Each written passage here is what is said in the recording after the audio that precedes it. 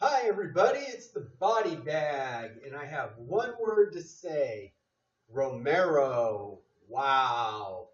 What a left he threw on Luke. Luke hit the ground.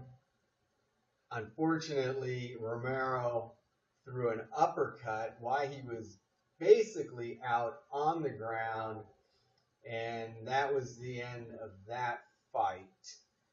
Now, I have to say, I was wrong. Last week I said if Luke would keep his distance for a couple rounds, Romero would gas a little, and then Luke would be able to take advantage of that and have the quicker reaction time, get off with kicks and punches, take them into deep water, and either win 3, 4, and 5, or maybe even take them out. Well, the body bag was wrong. Now, in that fight, Romero hurt his foot, and he has a 180-day suspension unless he gets cleared by his orthopedics. Luke, he's suspended for 180 days unless he gets cleared through some dental injuries, which they have not given us the details on. But back to the fight, I just think that Romero's pressure was just too much for Luke. They both had some time off since they fought. And when you have that pressure coming at you, and you haven't, done your 3 fights in a year, it's really hard to have any type of timing to survive the first couple rounds from this beast. And I just think Luke, it was just too much for Luke. And he got caught just like he got caught with Michael Bisping also. So Luke needs to work on some defense, I believe. And then now everybody wants to fight everybody, right? So now it's kind of open. Chris, he's saying, hey, I haven't fought Whitaker. I'm the only top 5 fighter that hasn't fought Whitaker. He was throwing some jabs at Romero by saying, I could make weight. I don't fail drug tests.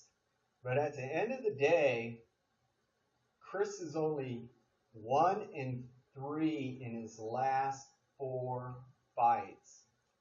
He needs to win a couple more fights if he thinks he's looking for another title. When you're 1-3, that's not going to cut it. Your name's not going to get you there. I just think that Whitaker and Romero should fight again. The first fight was great. Again, Whitaker lost the first and second round, and then the young gun picked it up in 3, 4, and 5, and he obviously picked up the decision. So I believe that they should fight again. I think that Chris needs to fight some other people, and I believe that's the fight to make. We'll see what Dana does on this. So we have a fight on Sunday, Fox Sports 1. I'm guessing they're putting it on Sunday since Monday's a holiday, President's Day. And we have Cowboy Cerrone. He's lost 3 in a row, and he needs a win. He doesn't want to drop down to 155. He wants to stay at 170. So he needs a win. Now he's fighting Yancey, who fought December 2nd, which was one of the best non-title fights I've seen. It was, I believe, fight of the year. This young guy, he can bring it. He can take punishment. He's good on his back. He has stand-up. He is one tough kid. So Cowboy, this is no easy fight. Let's get back on the winning track. Cowboy's going to have his hands full. I give Cowboy a lot of credit for having this fight because he can easily be 0-4 after this fight. Cowboy's he's gonna have to throw those kicks. Cowboy's good on the ground too, but in this case, Cowboy needs to make a statement to get back in the game. With 3 losses, going up against Yancey, who's an up-and-coming fighter, Cowboy has to go in there and it can't go to the judges. And Cowboy needs to take him out in 1 or 2 rounds, make a statement, and show that he's back and he is still one of the top fighters of today. Let's talk about UFC 222, and it's coming up. I believe it's March 3rd. Well, we all know that Frankie Edgar now is going to be fighting Brian Ortega. That's going to be a great fight. Frankie's number 2. Brian's number 3. Brian beat Cub Swanson. That gives him a lot of credibility right there. This is going to be your typical, I would have to say, wrestler against jiu-jitsu guy. Now, Brian has stand-up, but he has great jiu-jitsu.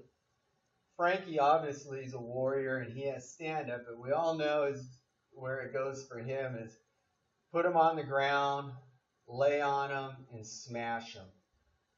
So we're going to have to see. I believe Brian is going to have to rely on his stand-up. And the reason I say that is, and I know I'm going to get a lot of hate mail, these wrestlers, they dominate the jiu-jitsu guys. I know everybody's going to be going crazy about this, but just look. Look at all the champions. Look at the past champions. The majority of them, their background is wrestling. Look at DC. Look at Frankie. Look at Mighty Mouse. I can just keep going on and on. I think you get the picture here. So what's going to happen is Brian, he has to stuff those takedowns, and he has to keep his distance, and he has to land.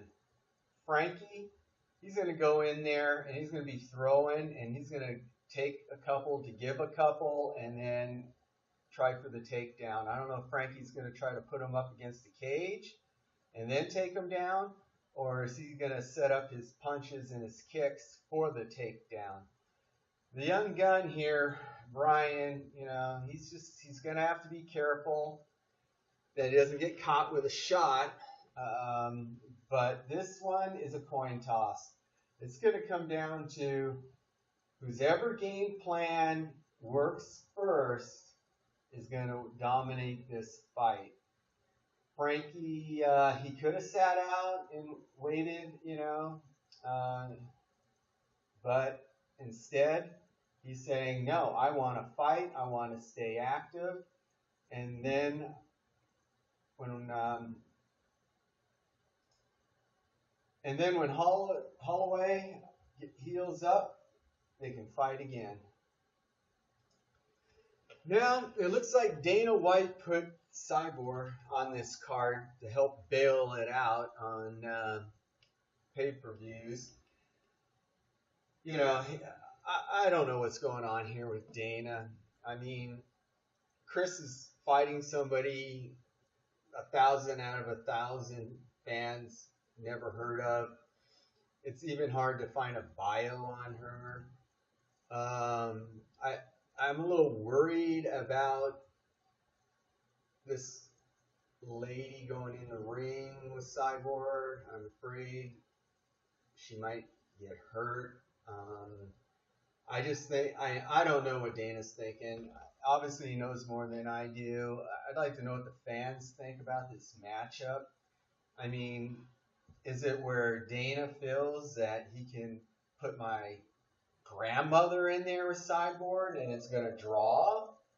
I would really like to know what the fans think about this because, number one, Cyborg can get injured training for the fight. She can get injured in the fight. And she was positioning herself for the big fight in July at UFC Expo, where they have one of the best cards of the year every year. And that was going to be the fight with Nuez. And that fight still may happen. But now we're going to take a chance that she could, A, get hurt, B, somehow, like the Rocky story, and she loses, and that messes everything up with that super fight.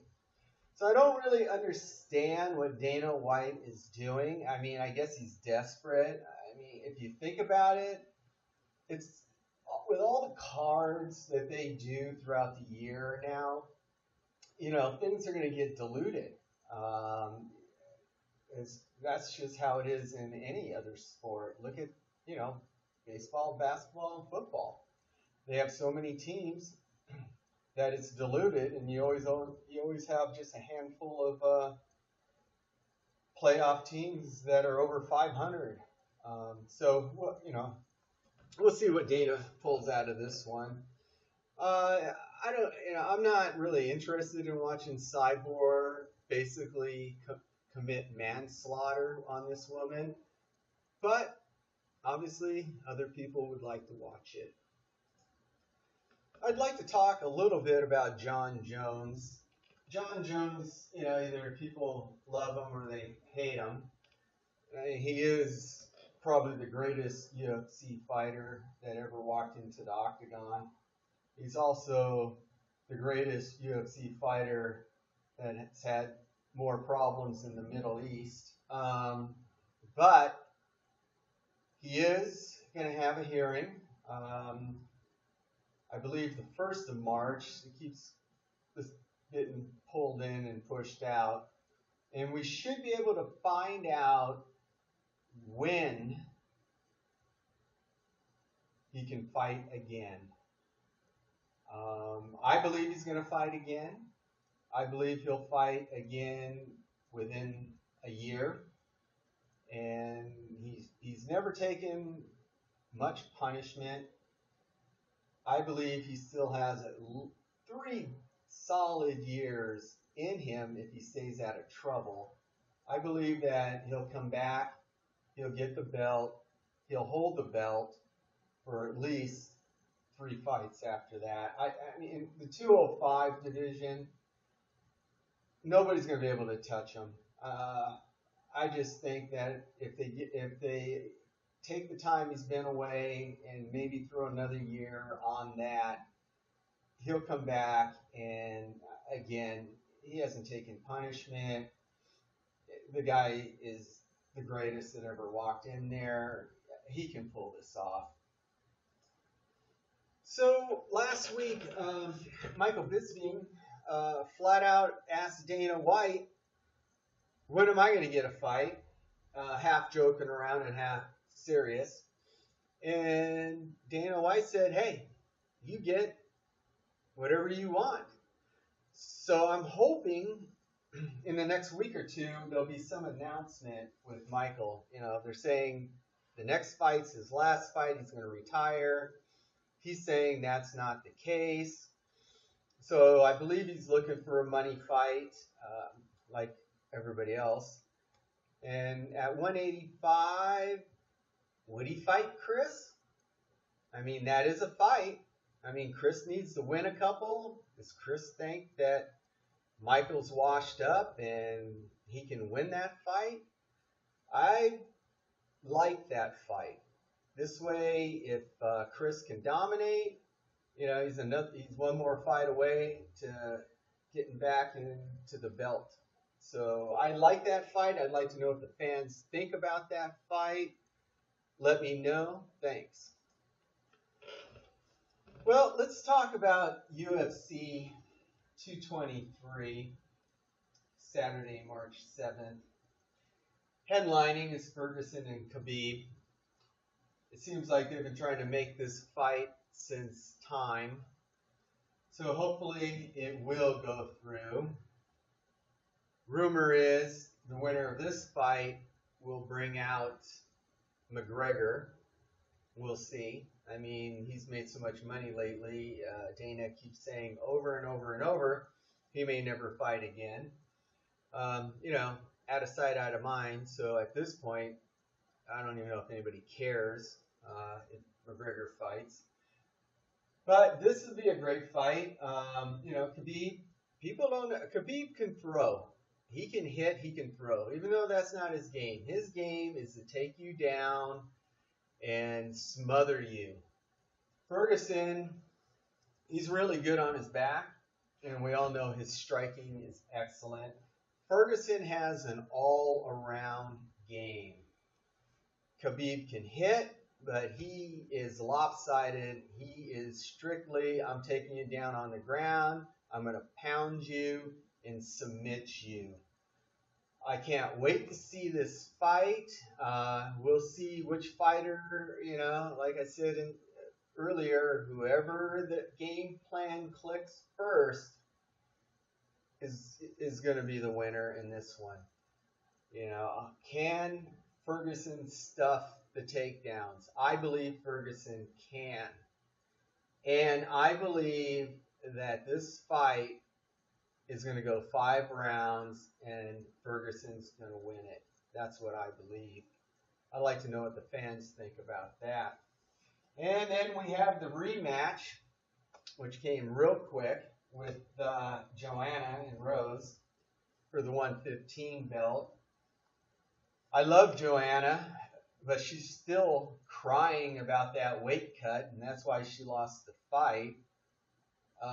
She lost the fight because she wasn't prepared for the fight, and I'm sure there's many reasons why she wasn't prepared. And Rose was focused like a missile, and Joanna could not get in Rose's head. Rose is strong mentally. She's a great athlete. She had those punches put together. She was in the pocket. She was landing. And she did something that Joanna never thought would ever happen. And it did. And now we're going to have the rematch. And let me tell you, Joanna is going to come out like little Romero. Her ego was smashed. And she's looking for redemption. Great fight. It's a great fight. It's a great card. I can't wait to talk a little more about it once we get a little closer. But in the meantime, I want to thank you all. And this is the Body Bag, zipping it up, and I'm out.